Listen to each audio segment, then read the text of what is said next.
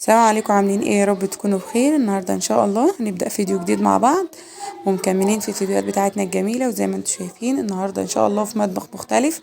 النهارده عندي سلفتي، يعني سلفتي من سلفتي اخت اللي هي آه اخت اخو جوزي. لا لا، مش كده، استنى هقولها لكم ازاي.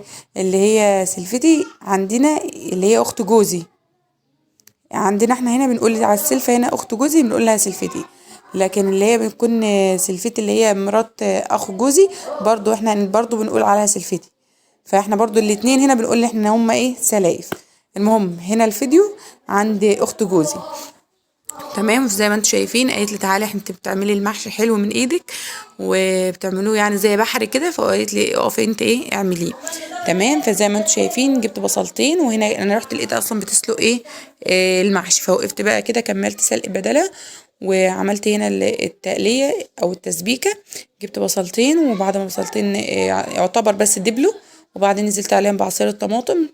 وهنا بقى الخضره، الخضرة بتاعت شبت وكزبرة وبقدونس، دول 3 ربط كده. فبرضو قطعتهم كلهم لان اصلا الخضرة بتخفف طعم المحشي وبتخلي طعمه حلو. وهنا بقى حلة على النار هتسلق فيها تسلق فيها، كانت عاملة بط وفراخ.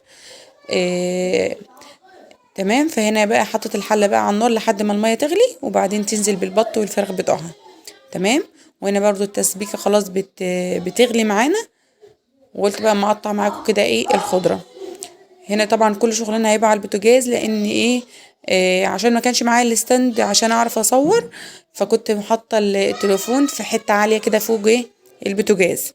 تمام، طبعا بتمنى اللايك واشتراك للقناه لو اول مره يشوفوه. تمام، فزي ما انتم شايفين اهو. تمام، فخلاص هنا كده اهو قطعنا كل الخضره، وبعدين نستنى لما الطماطم تتسبك، وبعدين ننزل عليها بقى ايه بالخضرة وبالرز بتاعنا. طبعا دي الكرنبة اللي معايا دي بلدي، فهي اصلا الورق بتاعها كبير وبتاخد لف كتير يعني ولف كتير، يعني بتدي معاكي بترمي كتير عشان الورق بتاعها كبير. وبتبقى الكرنبة البلدي فيها ورق كده حلو. جبت هنا بقى الطماطم، حطيت بقى الملح والكمون وفصين توم كده ما ايه مهروسين. ونزلت بقى بالخضرة، وهننزل بقى بالرز. وكده التسبيكة بتاعتنا خلاص كده تمام. تمام كده خلاص. طبعا عايزة تحط حبة شطة حطيها طبعا، اللي بيحب الشطة. وهنقلب كده في التسبيكة ونسيبها دقيقة بس على النار، وكده ايه خلاص. هنجيب بقى هنا هنا قلت بقى مقطع معاكم المحشي، لان هو الوقت فيه كذا طريقة للتقطيع. بتحط كده بتتني الورقاية زي ما انا تنيتها كده، وبعدين تقطعي كده الورقة على حسب الحجم بتاعها وحسب الحجم الصبع اللي انت عايزاه. زي ما انتوا شايفين اهو. تنيت كده الورق. طبعا بتتني الورق الاخضر على بعضه، وبتتني الورق الابيض على بعضه. زي ما انتوا شايفين قدامكم انا بعمل اهو.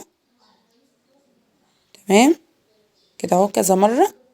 الورقة الكبيرة بقسمها على 3، والصغيرة بقسمها على 2، زي ما انتوا شايفين. بتمنى طبعا الفيديو يعجبكم، والفيديوهات اللي بنزلها لكم تعجبكم. كده تمام. تمام، هعمل كده كل الكمية كده على بعضها مرة واحدة، عشان لما اجي احشي بقى ما اقفش تاني ولا امسك السكينة وابقى الف كده على طول. تمام، طبعا لو طلع اي صوت ولا حاجة ان انا طبعا قاعدة على الشارع، فالصوت طبعا قريب مني، فاعذروني بقى. هنا بقى خلاص خلصت كل الكمية اللي معايا، وهنزل بقى هنا ده كيلو رز بالظبط. والكرنبة ما شاء الله اخدت الكيلو كله يعني، بس طبعا على حسب ايه اللف طبعا وحسب ايه الورقة. فده طبعا دي شطارة منك انت اللي هتعملي، تقدر تتحكمي فيها بايديكي. تمام، نعم. وافضل كده على طول افضل الف طبعا الاخضر من تحت، عشان لو اتلسع بيقولك لو اتلسع برضو ايه ما تزعليش عليه. تمام، خلاص كده خلصت كل الكمية كده اللي هو الايه الاخضر. لازم تخلصيها الاول كمية الاخضر كلها. قلت كده اما اخلص. وهنا سلفيتي بقى جت، او اخت جوزي قعدت جت يعني قعدت معايا عشان تحاول نخلص بسرعة. كده تمام. اتمنى طبعا لايك واشتراك للقناة لو اول مرة تشوفوني.